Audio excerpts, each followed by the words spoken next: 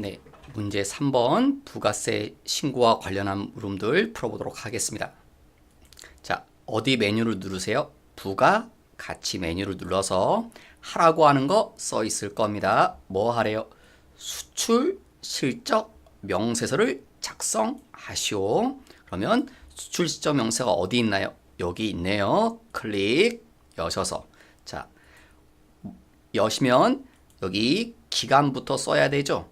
그죠? 조회 기간, 날짜. 자, 부가세 보시면 언제요? 18년 1기 확정. 1기 확정이 언제부터 언제까지입니까?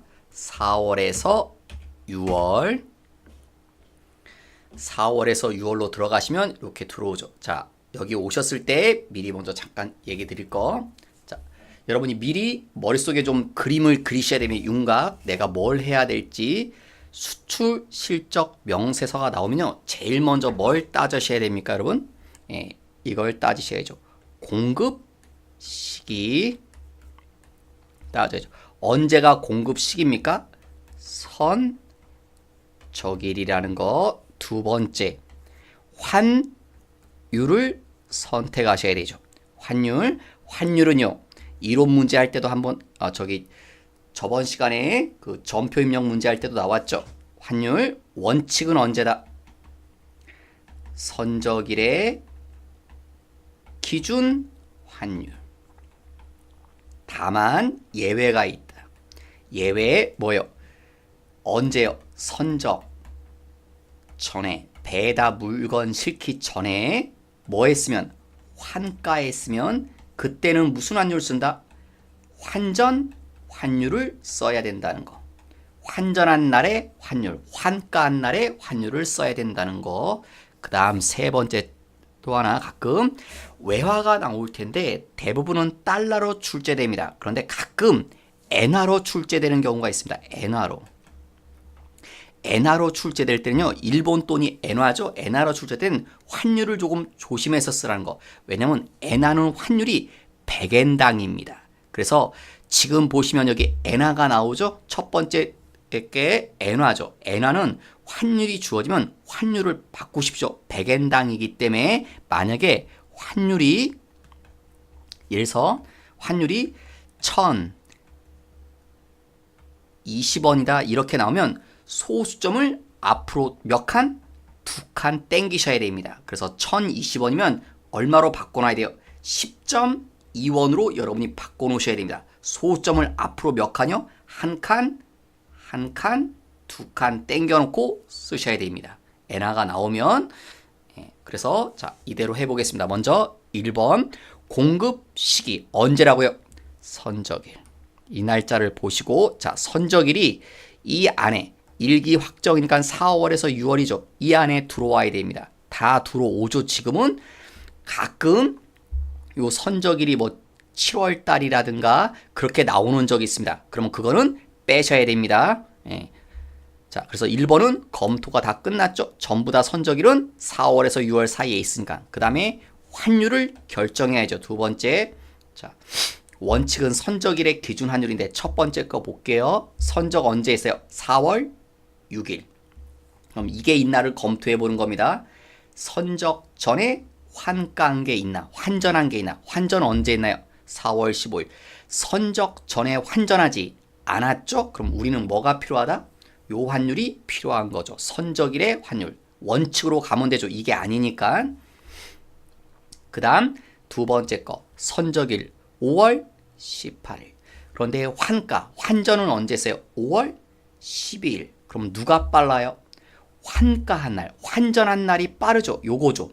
두 번째 게 이거에 해당되죠? 그럼 우린 무슨 환율을 따라가야 돼요? 환전한 환율. 그러니까 얼마요? 1080원을 선택하셔야 됩니다. 환율을. 세 번째 거요. 선적 6월 30일. 환전은요. 선적 뒤에 했죠? 그러면 원칙대로 선적일의 환율 따라가는 거죠. 선적보다 빠르면 요 날짜가 빠르면 요 환율로 가는 거고 그렇지 않으면 선적일의 환율로 가시는 거고 그럼 여기까지 다 결정되고 그 다음 세 번째 거 검토. 엔화가 나올 때 조심하라는 거. 자, 우리 엔화는 첫 번째 거 하나밖에 없죠? 환율 얼마로 돼 있다고요? 100엔당 994원이 환율인데 어떻게 바꿔놓으라고요? 소수점 2칸 땡겨라 앞으로. 그럼 얼마요? 9.94원으로 입력하셔야 됩니다. 그렇게 생각하세요. 9.94원으로 소수점 2칸 땡기시면 그러면 검토할 거 다 됐네요. 주요 내용 검토가 다 끝났습니다. 자, 다시 이제 여기로 가셔서 그 다음에 입력하시는 방법은요. 여기 여러 가지가 있는데 여기는요. 여기 동그라미 10번 칸이죠. 동그라미 10번은 여기 이쪽에서 다 입력합니다. 하단에서. 여기다 입력하면 요 내용이 동그라미 10번에 집계됩니다. 알아서. 그런데 동그라미 11번이 있죠. 이거는 뭐냐면 뭐가 없는 경우 하단하고 상관이 없습니다. 그래서 여기 동그라미 11번은요. 어떤 내용을 쳐야 되냐면 수출, 신고, 번호가 없는 애들은 수출 신고 번호가 없는 애들은 여러분이 직접 계산해서 동그라미 11번 칸에 입력하셔야 됩니다. 직접. 동그라미 10번은 직접 입력하는 게 아니고 동그라미 10번은 하단 쪽에서 입력하시면 그 내용이 위로 올라갑니다. 그래서 만약에 수출 신고 번호가 없으면 11번. 그래서 검토를 해보시면 자, 3개 다 수출 신고 번호가 있죠. 그러니까 어디에는 입력할 게 없어요. 동그라미 11번에는 입력할 게 없죠. 이 줄에는 입력할 게 없습니다. 수출 신고 번호가 다 있는 것들이기 때문에 그래서 여기다가 자, 첫 번째 수출 신고 번호 그대로 13041200444589 X 입력했죠? 그 다음 선적일자 18년 4월 6일 통화 코드 어느 나라 화폐냐? 자, 여기다 입력하시려면 F2 자, 처음 게 언제 것 어느 나라 돈인가요? JPY 엔화라고 그랬죠. 그래서 일본 화폐죠. 일본 치면 일본 화폐 JPY 들어갈 거고 엔화 환율 아까 선택했죠. 얼마다? 994원인데 입력할 때 어떻게 입력을 했죠? 소수점 앞으로 2칸 땡기면 뭐라고요? 9.94. 그래서 9.94. 그다음에 외화 얼마 수출한 겁니까? 30만 엔. 그럼 우리나라 돈으로 그게 298만 2천원이라는 소리입니다. 엔화 30만 엔은 우리나라 돈으로 298만 2천원. 그 다음에 거래처는요. 여기는 문제지에 써있죠. 거래처 코드와 거래처명은 입력하지 말라고 써있죠. 그리고 입력할 수도 없어요. 왜? 모르니까. 이거 일본의 어느 회사한테 수출했다는 말 나와있지도 않죠. 그러면 끝나고요. 두 번째 똑같은 방식으로 입력합니다.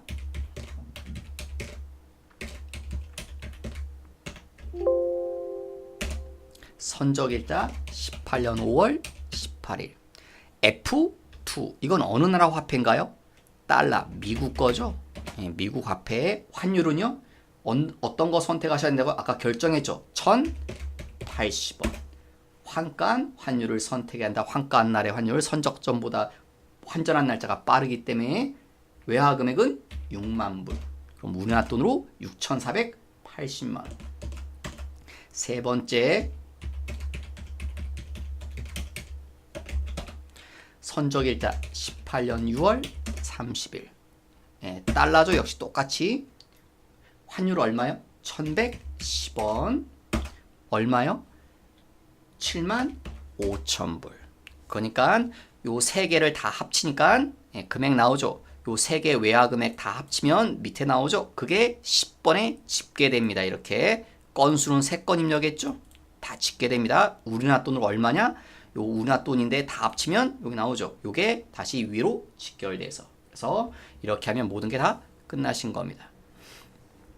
자, 그러면 나오실 때 여기 저장 버튼을 누르시든가 나오실 때 이렇게 누르시면 물어봅니다. 여러분 저장하겠냐고. 당연히 저장해야죠. 안 하면 이거 저장이 안 되면 빵점 처리되겠죠. 아무것도 내용이 없기 때문에 그래서 반드시 저장하시고 나오시면 됩니다. 그 다음 두 번째 부가세 신고서. 자, 프로그램에서 부가세 신고서 얘를 여셔서 자, 언제 하라고 써 있습니까? 2기 확정. 2기 확정 언제요? 10월에서 2월까지. 이게 2기 확정이죠. 근데 들어갔더니 아무 내용도 없네요. 네, 그래서 뭐 하래요?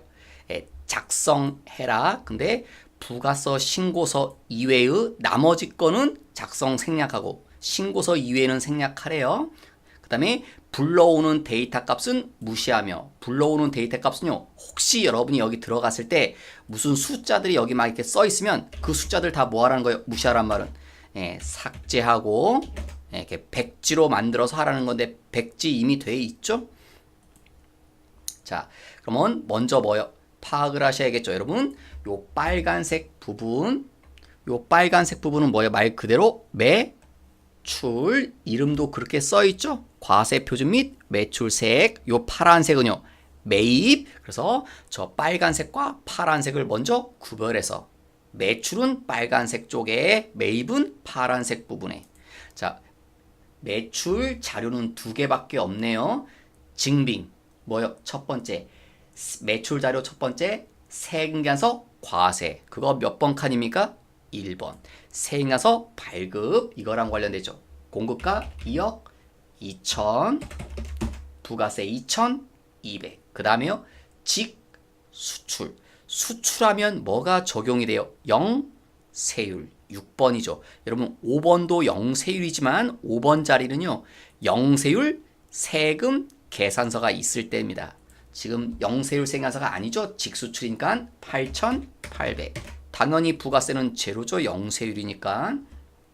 그러면 첫 번째 두 개는 끝났네요. 이제 매입 자료. 매입 첫 번째 거 세금 계산서 과세 매입. 세금계산서 여기죠. 10번. 세금계산서 수치에서 매입한 거 10번에 얼마요? 1억 3,200. 그래서 1억 3,200. 부가세는 1,320. 그런데 이중 조심하셔야죠. 이중 시험에 매입할 때 이 부분을 항상 조심하셔야 됩니다. 16번. 이게 뭡니까? 공제받지 못한다는 말이 불공이죠. 불공은 16번 줄에. 그런데 문제 읽어보시면 이중 접대비 관련된 거 550에 대해서는 뭐라고요? 접대비 관련은 무슨 사유 중에 하나입니까? 불공. 그러니까 다시 여기다 입력하셔야 됩니다. 얼마요? 여기다 갖다 대시면 여러분 이미 이 속에 들어가 있는 거예요. 550은. 그런데 이 속에 들어가 있는 건데 550은 그건 인정을 못 받으니까 다시 빼내셔야 된다는 거죠. 불공제할 거니까 16번에 또다시 입력하셔야 되는데 갖다 대시면 숫자가 입력이 안 될 거고요. 여기다 갖다 대시면 오른쪽이 화면이 바뀔 겁니다.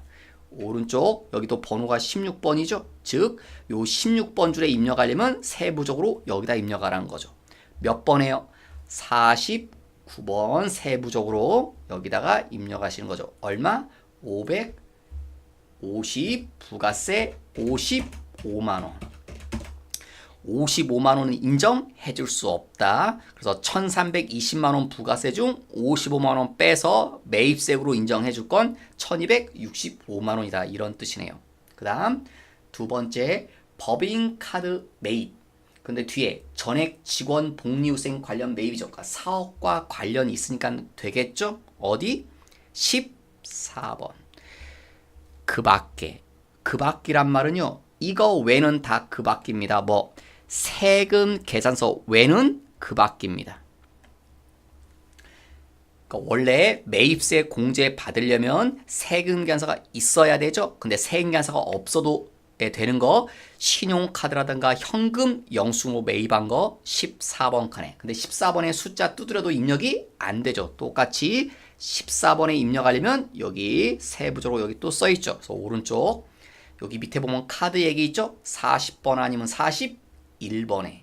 자, 40번에 입력할지 41번에 입력할지. 40번이죠.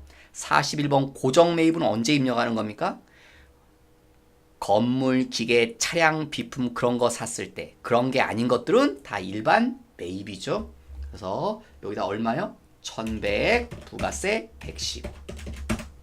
그러면 매입 자료까지 다 입력이 돼요. 입력하셨네요. 그 다음에요. 예정신고 누락부는 두 개가 있죠. 여기 7번 예정신고 누락번하고 또 12번 예정신고 누락번. 7번은 매출 누락한 거, 12번은 매입 누락한 거. 그러면 문제 보시면 처음에 예정신고 누락분인데 매출이라고 그랬죠? 그래서 7번에다. 근데 7번의 숫자 입력이 직접 안 됩니다, 여러분. 두드리고 나면 항상 숫자를 쳤는데 입력이 안 되는 것 같으면 시선을 오른쪽으로 돌려보시면 됩니다. 그럼 여기 있죠? 세부적으로. 몇 번이요? 32번에. 왜? 세금 계산서니까. 2천만 원, 부가세 200만 원. 그 다음 두 번째 매입이죠. 12번 칸에 입력하셔야겠죠. 예정 누락인데 매입이니까 12번인데 자 역시 요 오른쪽 12번 37번이죠. 세금 계산서니까 1000만 원, 부가세 100만 원. 그 다음에 기타 칸. 부가세 신고서는 회사가 직접 뭐 했다? 전자 신고한다. 이 말 왜 나온 겁니까? 전자 신고하면 세금을 깎아주죠. 얼마? 10,000원. 언제만? 확정 때만. 지금 확정인가요? 예정인가요? 확정이죠. 그럼 10,000원 깎아줍니까? 안 깎아줍니까? 깎아줘야죠. 그럼 돌아가셔서 여기다 입력하는 거죠. 여기 18번 칸 그 밖에 경감 공제 세금 깎아주는 거 18번 줄인데 18번 줄이 선택이 안 되실 겁니다. 그러면 마우스로요 18번 줄에 가장 가까운 데 갖다 대면 됩니다.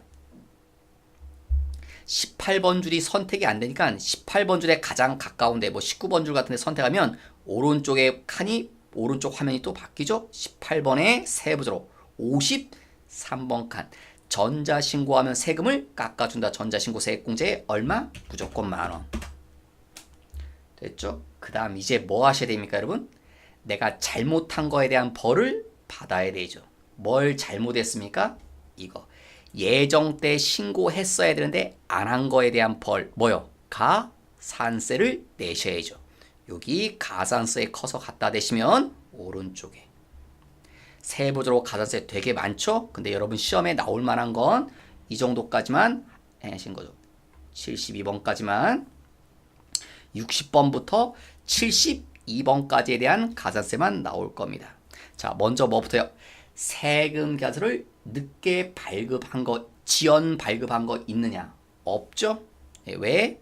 여러분 얘는 이런 말 써있죠 여러분? 가시면 세금 계산서 발급이나 전송은 정상적으로 이루어졌다. 발급과 전송은 정상적으로 했습니다. 그러니까 무슨 가산세 낼 필요 없나요? 지연 발급, 늦게 발급한 거 없고 미발급 안 한 거 없죠?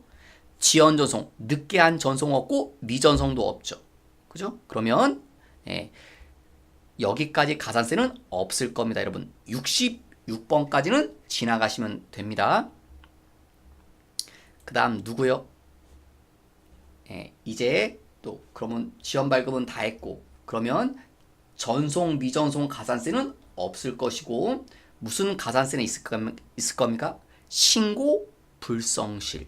신고 불성실 가산세는 하셔야죠. 신고 불성실은 어떻게 합니까?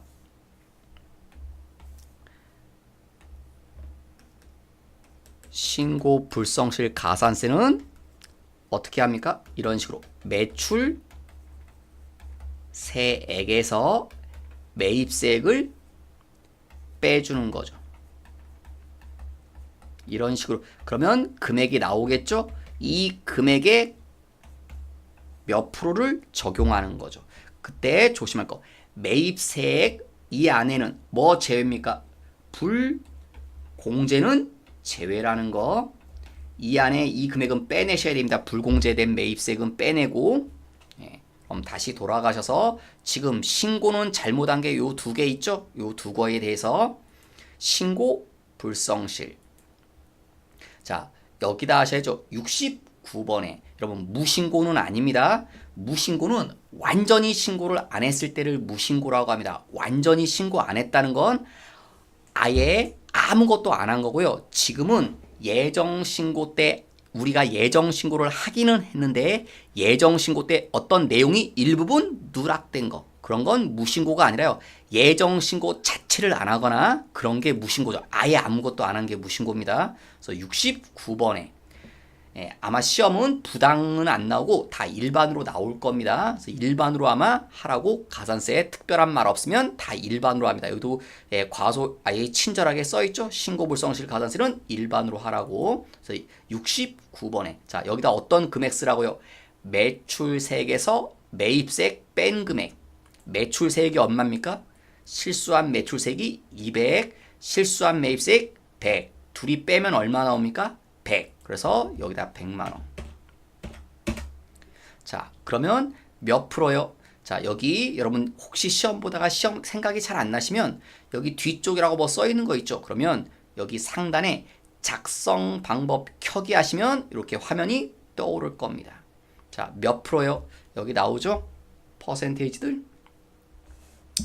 부정행위에 한 건 뭐 40%, 그 외 일반 몇 프로요? 10%. 그러면 우린 몇 프로입니까? 이거로 하는 거죠. 지금 일반 과소로 그러니까 10%죠. 그래서 가산세 10%입니다. 그 다음 잊지 말아야 될 거. 여러분 거의 얘는 얘랑 연결돼서 나옵니다. 6개월 이내에 수정 신고하면 몇 프로 깎아준다? 50% 깎아준다는 거. 가산세는 시험 나오면 항상 요 감면제도 있다는 거 깎아주는 거. 그러니까 가급적 빨리 신고하라는 거죠. 자수하라는 겁니다. 10%면 10만 원이겠죠. 근데 몇 프로 깎아주겠다? 6개월 이내에 자진해서 자수하면 50% 깎아주겠다. 그러니까 50% 깎아주니까 얼마만 내면 됩니까? 5만 원만. 그 다음에 신고를 안 했다는 건 뭐도 안 했을까요? 납부도 안 했죠. 예정 신고 때 세금 덜 냈다고요. 얼마를? 100만 원. 자, 얘도요. 당초 납부기한 언제까지 납부하셔야 돼요? 19년 언제까지 납부합니까? 1월 25일이죠. 왜? 이거니까 일기 확정이니까 그죠? 19년 1월 25일 날.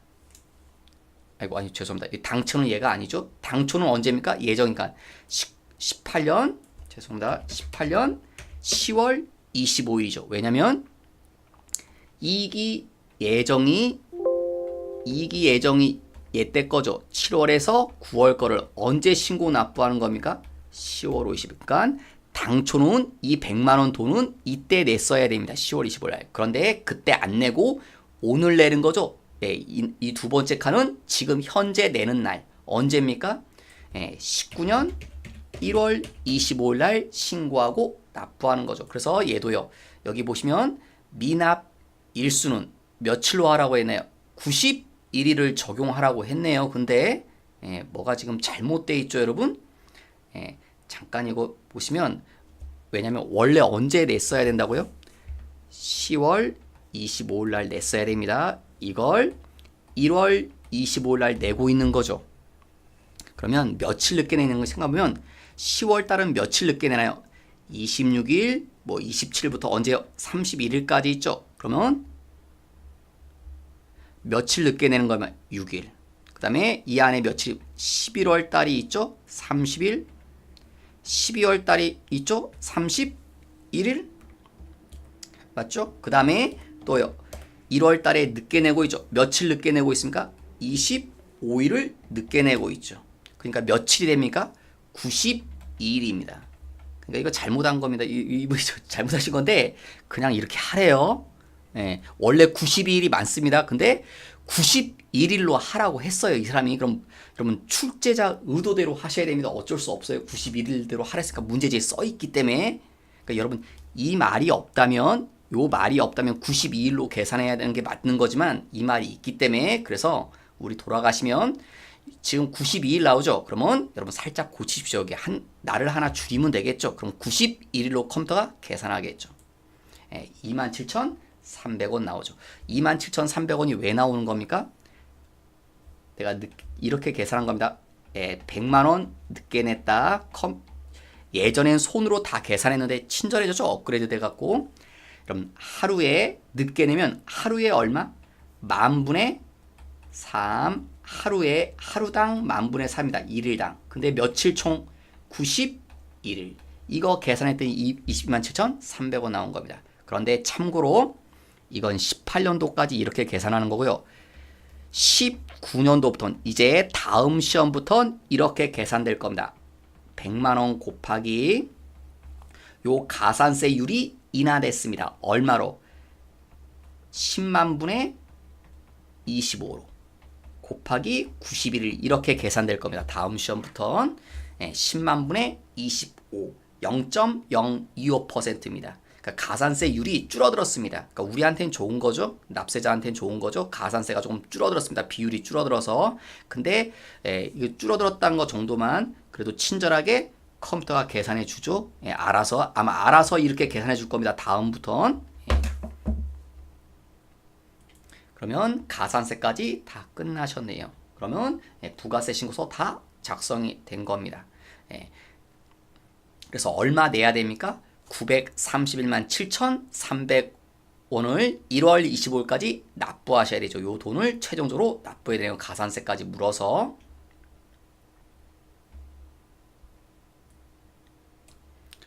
저장하셔서 나오시면 되겠죠. 그 다음 자 이제 결산. 자 결산 문제 가시면 다시 되돌아가셔야 됩니다. 어디로? 회계 관리 쪽으로. 그래서 화면 2개 오픈. 일반 전표 입력 12월 31일. 그 다음 또 하나요. 결산 자료 입력 1월에서 12월. 왜? 수동과 자동 때문에 수동은 일반 전표 입력에, 자동은 결산 자료 입력에. 자, 그럼 문제 돌아가시면 1번. 수동입니까? 자동입니까? 먼저 수동이죠. 왜? 자동에 없는 얘기니까 수동이죠. 여러분 자동 몇 개? 5개죠. 첫째 자동 기말 재고 문제라든가, 두 번째 대손 충당금, 세 번째 퇴직급여 충당 부채, 네 번째 감가 상각, 다섯 번째 법인세. 이거 아닌 것들은 이 5가지가 아니면 다 수동으로 간주되니까 1번 문제 보면 저 5가지하고 상관이 없죠. 딱 눈치채야죠. 뭐 우리나라 돈이 아니네. 수동입니다. 자, 어떻게 된다는 소리예요? 이게 뭐다? 차입금. 그죠?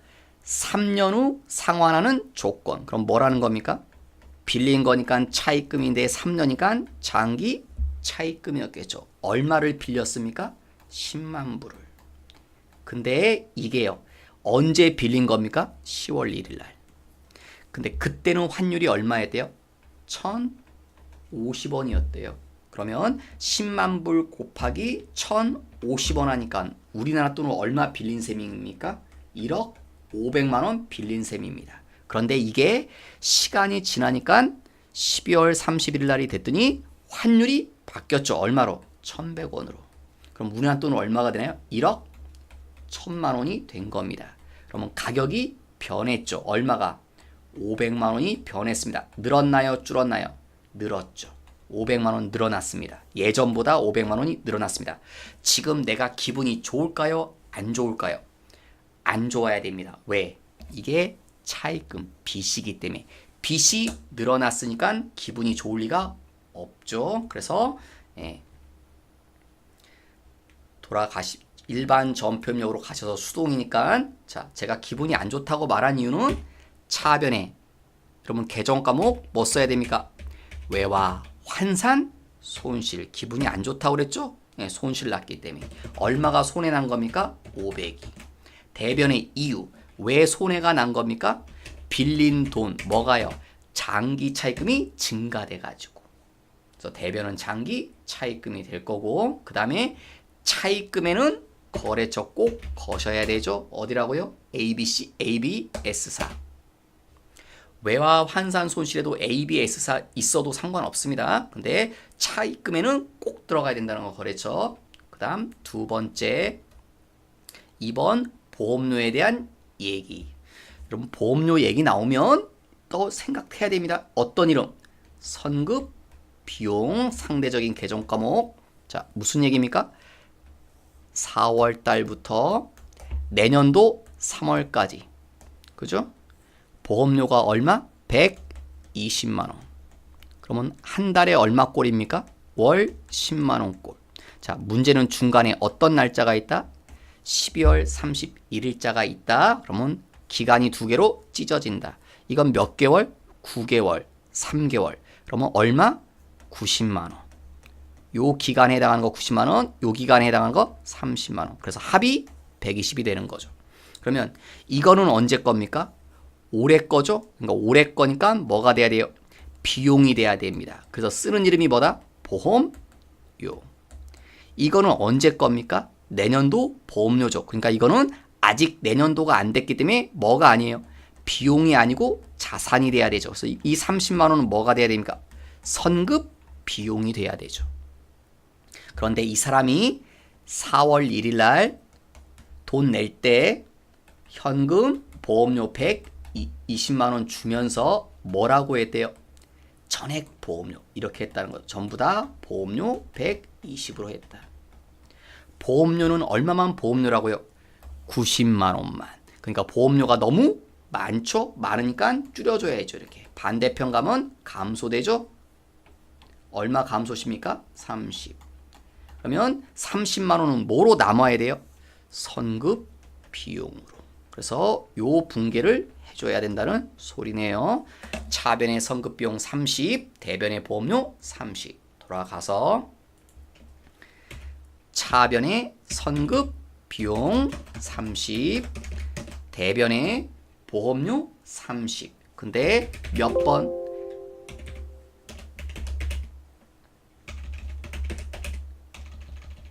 몇 번 써야 됩니까? 보험료?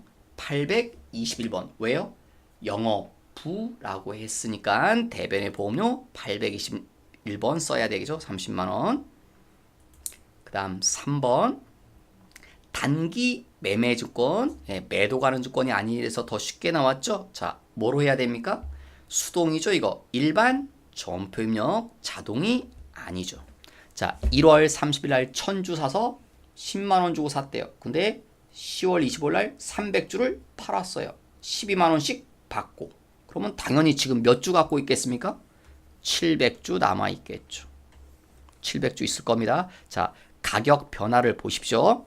우리가 얼마에 샀나요? 하나당 10만 원에 샀다고 그랬죠. 쭉 오는데 12월 31일 날 얼마짜리가 됐다? 12만 원짜리가 됐다. 그죠? 판 거는 사라지는 거니까 상관없고 사기는 10만 원에 샀는데 지금은 12만 원짜리가 됐네요. 기분이 좋은가요? 안 좋은가요? 좋죠? 왜? 뛰었으니까. 주식값이 뛰었다는 소리잖아요. 얼마가? 2만 원이 뛰었죠. 그러면 전체는 얼마 뛴 겁니까? 내가 가지고 있는 거 몇 주밖에 없어요? 700주. 그래서 700주 곱하기 22만 원이 되셔야겠죠. 그럼 얼마입니까? 1,400만 원이 뛴 거죠. 전체적으로. 자, 그럼 다시 돌아오셔서 대변에 뭐라고 합니까? 지금 하는 게 뭡니까? 평가죠. 올랐으니까 이익이죠. 그래서 대변에 쓰고 있죠. 뭘? 단기 매매 주권을 평가하는 거죠. 결산 때. 얼마가 올랐다? 1,400. 차별은요. 뭐가 오른 겁니까? 단기 매매 주권. 내가 가지고 있는 단기 매매 주권이란 자산의 가치가 올라서 나도 기분이 좋은 거죠. 4번. 4번은 뭐에 대한 얘기입니까?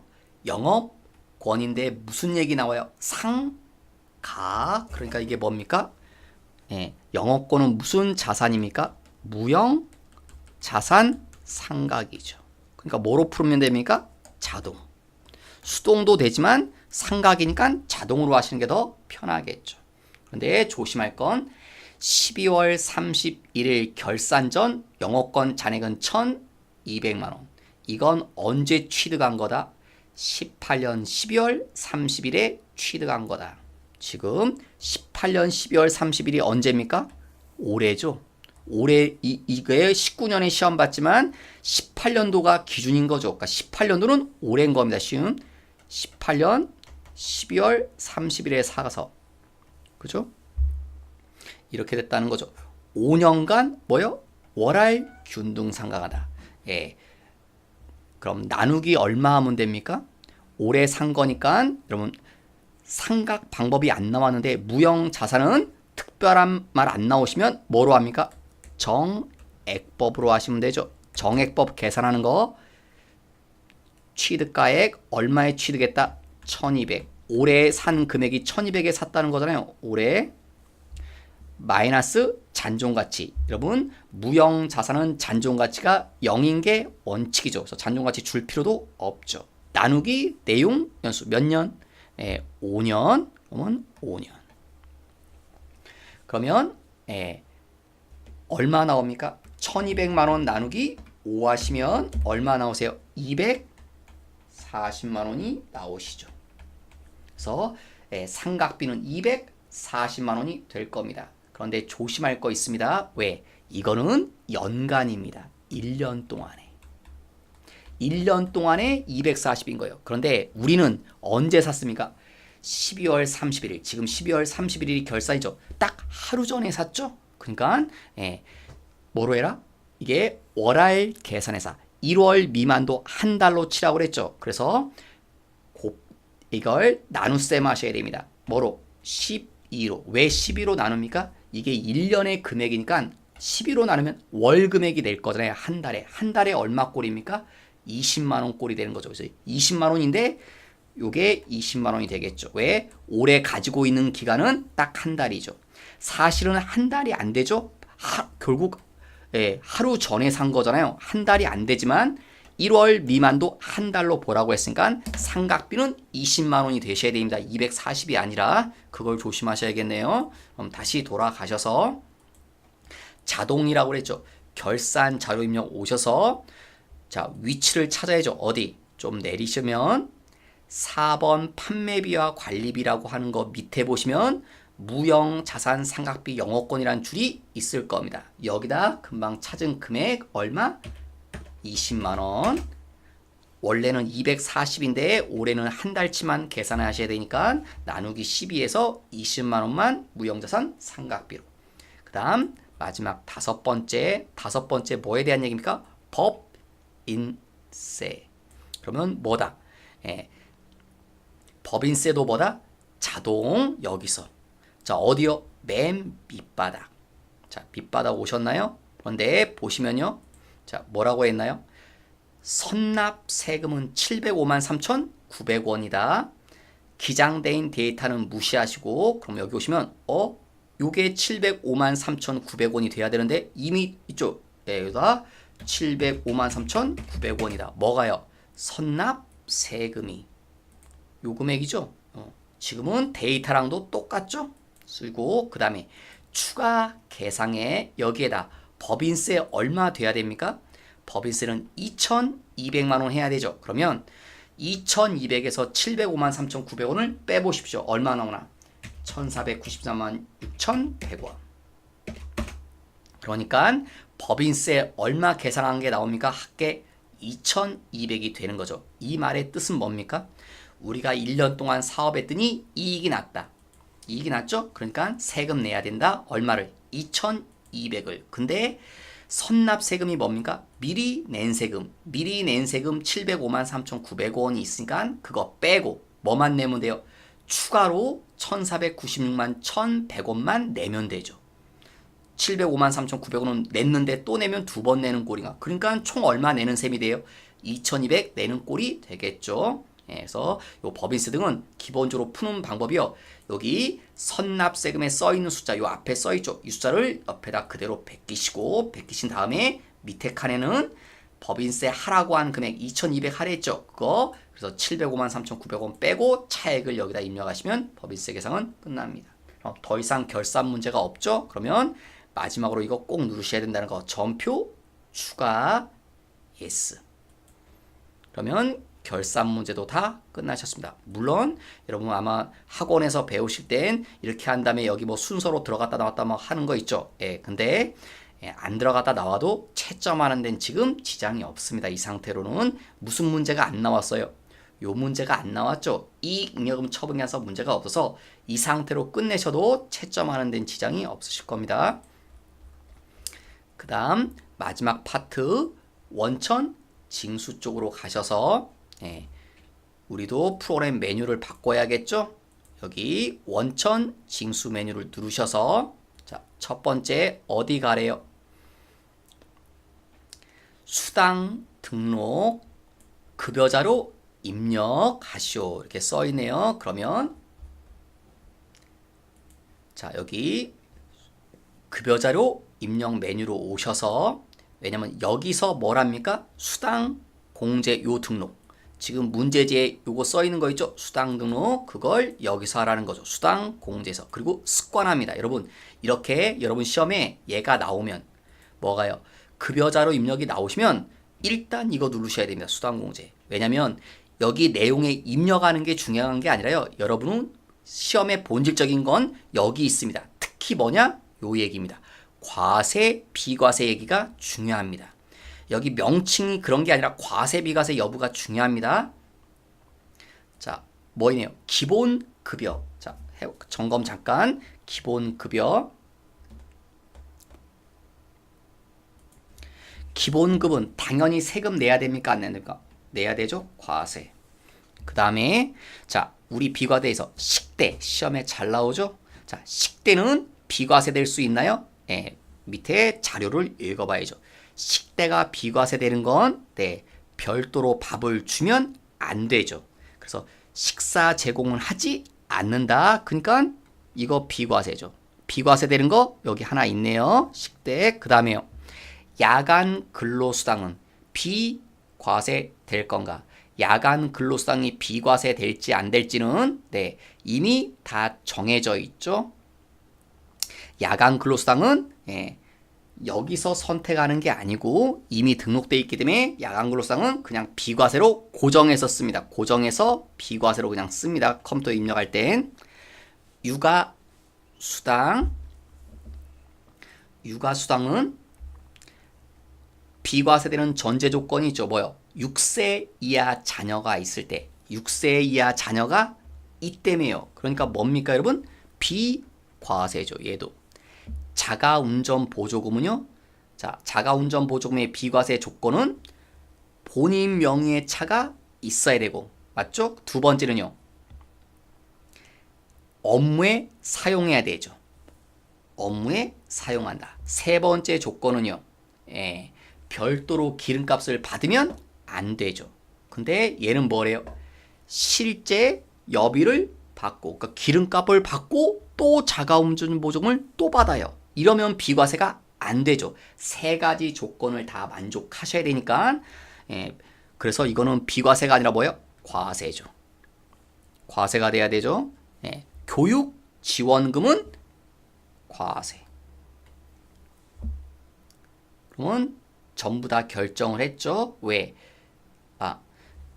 교육 지원금은 여러분 누구에 대한 겁니까? 여기 말 나오는데 교육 지원금은 사설 어학원에서 외부 교육을 받고 있으며 이에 대한 교육비를 지원받고 있다. 그 다음에 이제 과세 비과세 여부를 다 결정했으니까 이게 중요한 겁니다. 그럼 다시 돌아가셔서 여기 기본급 과세 맞죠? 그 다음 두 번째 상여. 상여는 줘요 안 줘요? 안 주죠. 근데 문제 잘 보십시오. 뭐랬나요? 예, 사용하는 수당 외의 항목은 다 뭐로 해라? 부로 해라. 그렇죠? 예, 이거 상여 쓰지 않을 거죠. 안 주니까. 그럼 여기를 뭐로 하라고요? 부로 고쳐라. 직책 수당 있나요 없나요? 없죠? 안 주죠? 그러면 여기도 부. 월차 수당도 줍니까 안 줍니까? 안 주죠? 그럼 뭐로 합니까? 부로. 식대.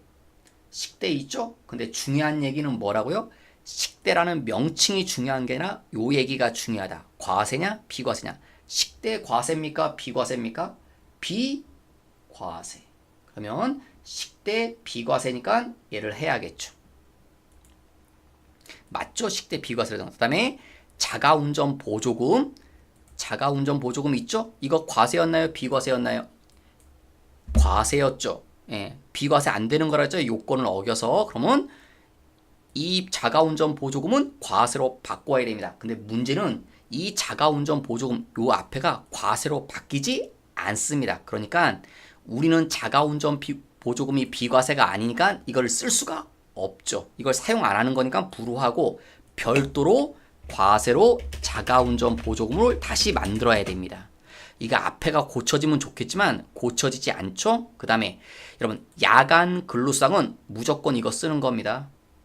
절대로 야간 근로수당은 우리는 야간 근로수당이 과세인데요. 이걸 물론 그래도 되는데 야간 근로수당은 바꿀 필요 없습니다. 그냥 과세라 할지라도 이거 그대로 쓰면 됩니다. 왜냐면 야간 근로수당은요 여기랑 연결돼 있거든요. 여기 사원 등록에서 이 사람이 여기 야간 근로수당 있죠. 여기 생산직 여부, 야간 근로수당 비과세 여부를 여기서 결정하기 때문에 굳이 여기서 할 필요 없다는 소리입니다. 그래서 야간 근로수당은 굳이 별도로 만들지 말고 그냥 100% 이거로 쓰시면 돼요. 설사 과세라 할지라도. 자가 운전 보조금. 그래서 과세 만들었고 그러면 항목별로 다 만들었나요? 없는 거 있었죠. 우리 교육 지원금. 그래서 뭐요? 과세. 그 다음에 교육 지원금. 없으니까 만들어야 되죠. 없는 거 항목이 없잖아요. 그래서 돼 있고 그 다음에 여기 월급 줄 때 띄는 거 공제 항목 여기랑 검토해 보시라는 거죠. 공제 항목. 소득세 지방소득세는요 여러분 공제 항목 여기에 써 있지 않는데 만들지 않습니다. 소득세 지방소득세는 알아서 컴퓨터가 나오니까 절대로 여기 공제 항목이 없다고 만들지 마시고요. 국민연금 건강 장기요용 고용보험 다 있죠. 여기 다 있습니다. 뭐가 없나요? 이게 없죠. 가불금이 없습니다. 그러면 가불금은 만들어야죠. 자, 여기 안 지나가죠. 여기가 사용 여부가 여로 돼야 되는데 여기 설정을 안 해서 그래서 여기 커서 있으니까 보이나요? 도움코드를 이용해라. F2. 자, 공제 항목의 성격. 자, 여러분 가불금이 뭡니까? 직원한테 회사가 월급을 미리 준 거죠. 근데 돈을 빌려준 셈이니까 대출로 하시면 됩니다. 근데 이건 아마 이걸 기타로 해도 맞다고 해준 것 같습니다. 근데 사실은 이분은 해답 발표를 보니까 기타가 맞고 뭐 대출도 맞게 해주겠다 그렇게 써 있던데 사실은 대출이 더 맞는 겁니다. 여러분 기타보다는 가불금은 회사가 직원한테 돈을 빌려준 셈이기 때문에 대출 항목이라는 성격이 더 적합한 거죠. 그래서 이렇게 항목 만들어서 확인. 이게 중요한 겁니다, 여러분. 수당공제가 중요한 거지 여기 입력하는 건 중요한 게 아닙니다. 입력은 되게 쉽습니다, 여러분. 자, 몇 월달 월급이래요? 12월달. 자, 지급일 월급 언제 준다고 써 있습니까, 여러분?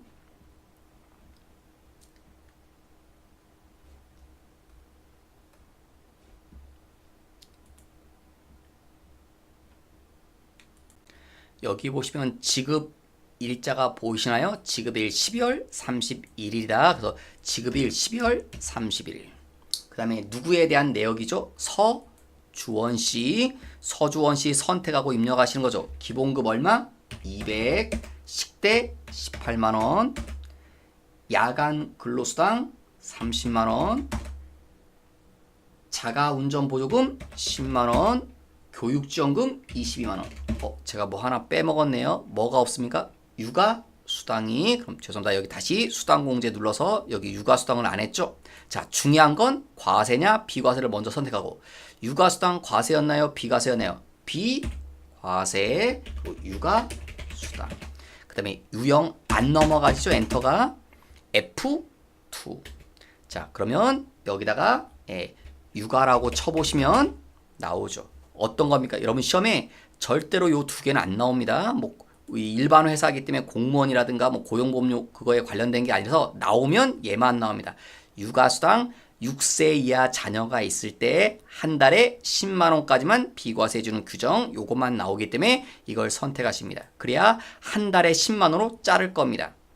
그럼 다시 확인 누르시면 여기 육아수당 있네요. 얼마? 20만 원. 그래서 총 얼마 주는 겁니까? 총 주는 건 300이죠? 그런데 중요한 건 여기 과세는 얼마고 비과세는 얼마인지. 비과세 금액이 얼마 나옵니까? 20만원. 왜 비과세 금액이 20만원 나오죠? 식대 비과세였죠. 여기서 비과세인 건 딱 두 개밖에 없죠? 요 두 개. 근데 식대 한 달에 요 18만원 주지만 얼마까지입니까? 10만원까지만. 8만 원에 대해서는 세금 내야 되기 때문에 육아수당도 한 달에 얼마까지만요? 10만 원까지만. 그래서 총 비과세 되는 금액은 20만 원이 되는 게 맞는 겁니다.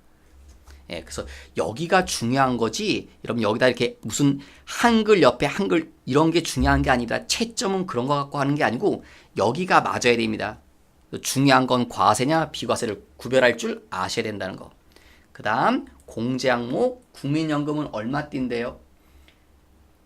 국민연금 뛰는 금액 9만 원, 건강보험 62,400원, 장기요양보험 4,600원, 고용보험 18,200원, 그 다음 가불금 100, 소득세 25,180원, 지방소득세 2,510원. 그래서 여기 차인 지급액 서로 똑같은 거 보이나요? 네, 똑같으면 맞게 되겠죠. 그럼 나오시면 될 겁니다. 입력하는 게 중요한 게 아니라 여기서 여러분이 과세냐 비과세냐 여부를 따지시는 거. 요 자료를 이용해서 여러분이 과세인지 비과세인지를 따져셔야 된다는 거. 그게 더 중요한 내용이었습니다. 본질적으로.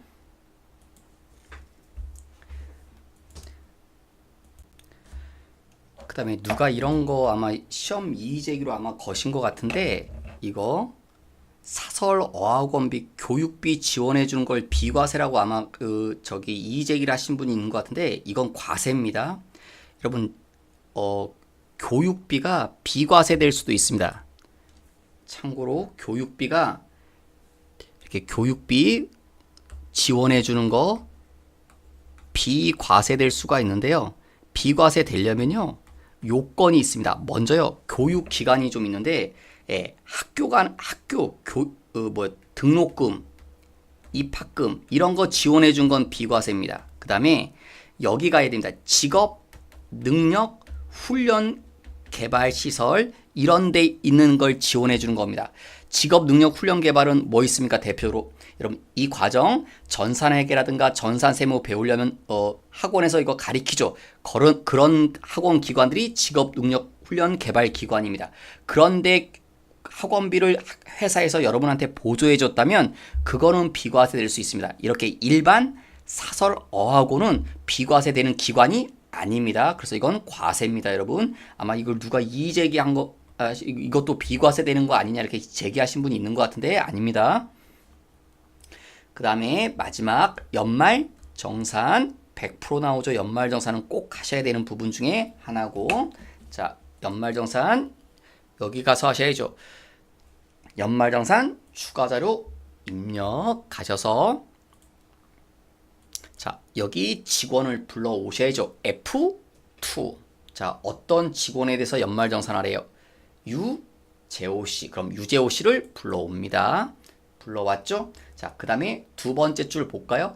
여러분 첫 번째 줄 주민번호, 입사일 그런 거는 어디 다 돼 있을까요? 이미 사원 등록에 돼 있겠죠? 당연히 유재호씨 입사일이라든가 이런 거 다 등록돼 있었겠죠. 그 다음에 여기 보시면 두 번째 줄에 이런 말 나오죠. 총급여액 4,500이다. 여기 총급여 4,500이라고 뜨는 거 되나요? 맞죠? 자, 연말정산 해라. 먼저 보험료. 자, 어디다 합니까? 보험료. 자, 보험료 오른쪽.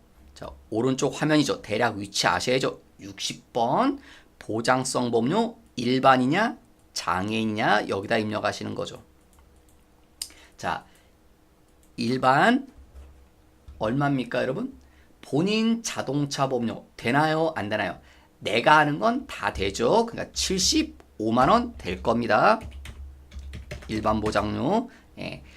내가 장애인은 아니죠. 그 다음 배우자 보장성 보험료 되나요? 안 되나요? 100만 원. 이건 검토해 보셔야 되죠, 여러분. 뭘? 이게 되려면 여러분 보험료는 자, 내용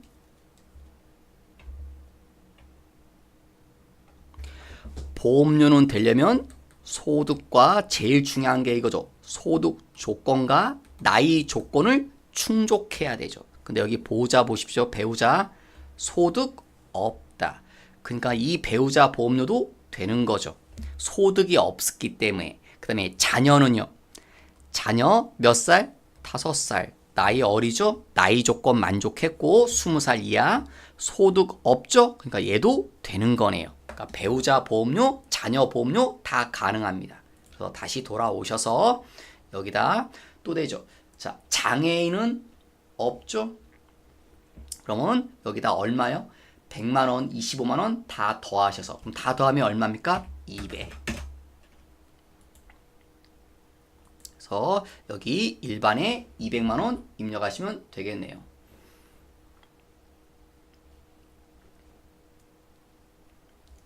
그 다음 두 번째, 근데 여기다 200만 원 입력하셔도 되고요. 사실은 100만 원만 입력하셔도 됩니다. 왜 100만 원만 입력해도 됩니까?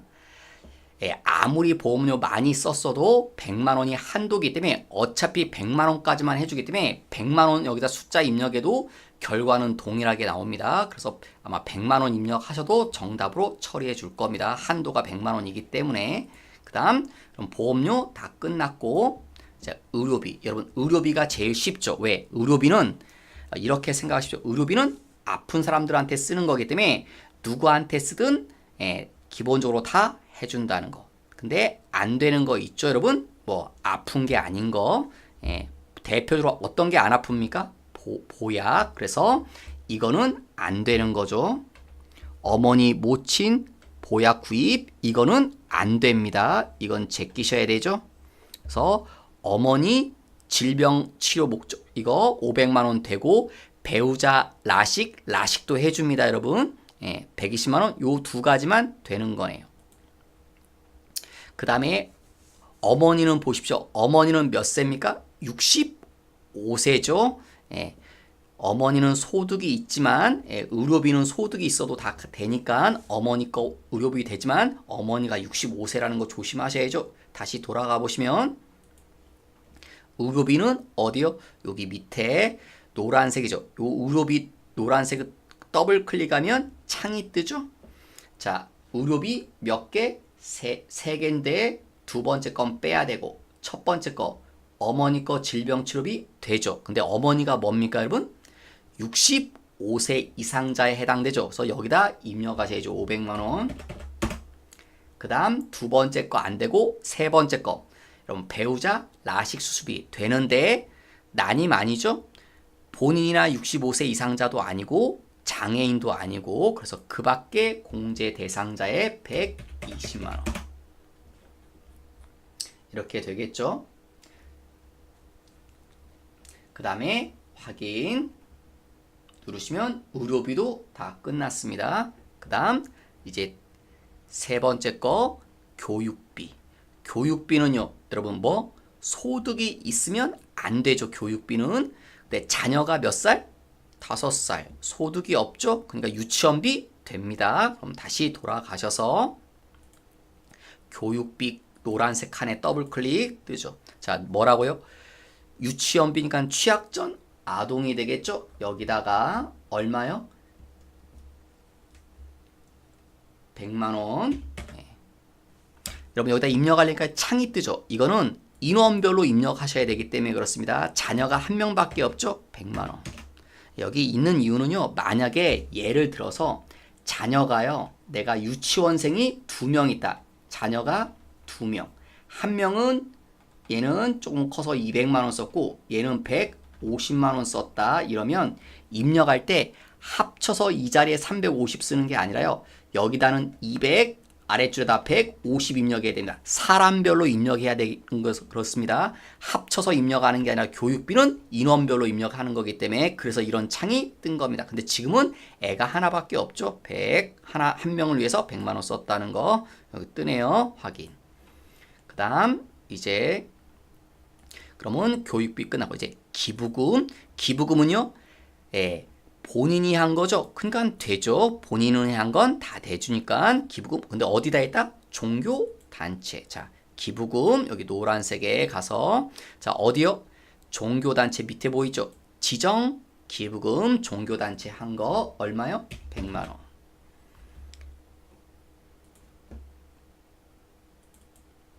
여기 이건 다 2월금에 이거고 어디다 하시면 됩니까?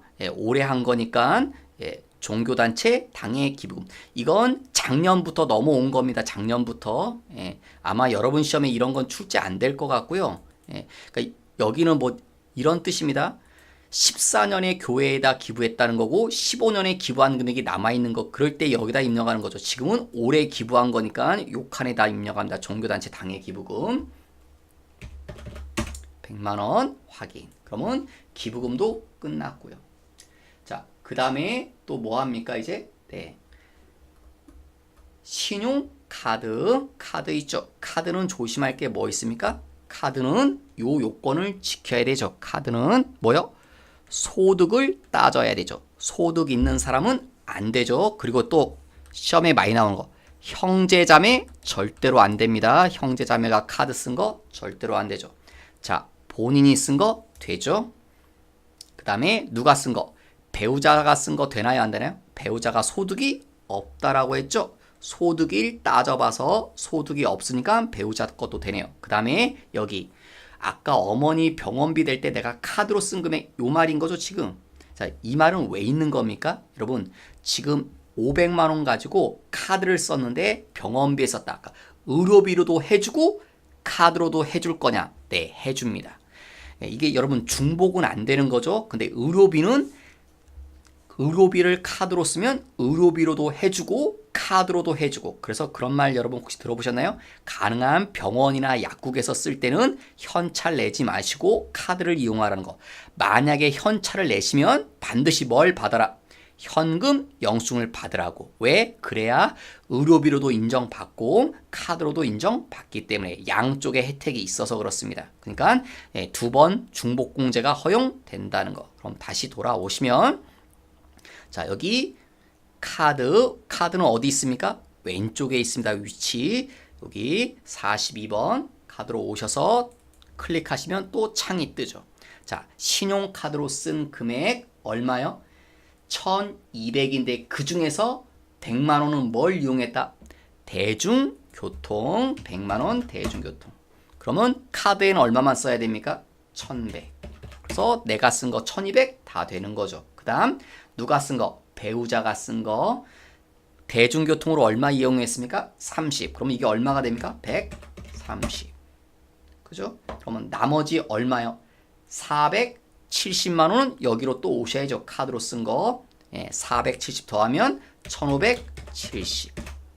그죠? 배우자 거랑 내 거 다 더하셔서 그러면 확인. 나오시면 될 거고, 이제 마지막으로 하나 있네요. 누구? 주택 자금 얘기 나오죠? 주택자금. 여러분, 장기주택 저당 차입금 이자 상환액 여기 보시면 주택은 무슨 규모이야?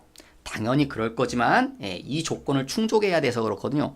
그 집이 국민주택 규모 이하셔야 되고, 집은 몇 채만? 한 채만 가지고 있어야 됩니다. 두 주택자면 안 됩니다. 그 다음에 상환 기간 뭐 이렇게 쭉 나오죠? 이 집은 누구 명의네요? 공동 명의다. 네. 그러니까 이 집의 명의가 내 이름이 들어가야 됩니다. 본인 명의가.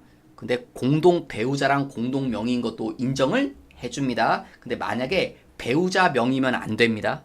그러니까 최소한 내 이름도 같이 들어가야 됩니다. 배우자 이름도 들어가든 나도 들어가든. 그래서 다시 돌아오셔서, 자, 어디요? 위치를 찾으셔야겠죠. 왼쪽에 있습니다. 주택자금 공제가. 여기 왼쪽에 어디요? 지금 장기 주택 저당 차입금 이자 생활액 여기 보이나요? 34번에 노란색 여기를 찍으시면 또 창이 뜨죠.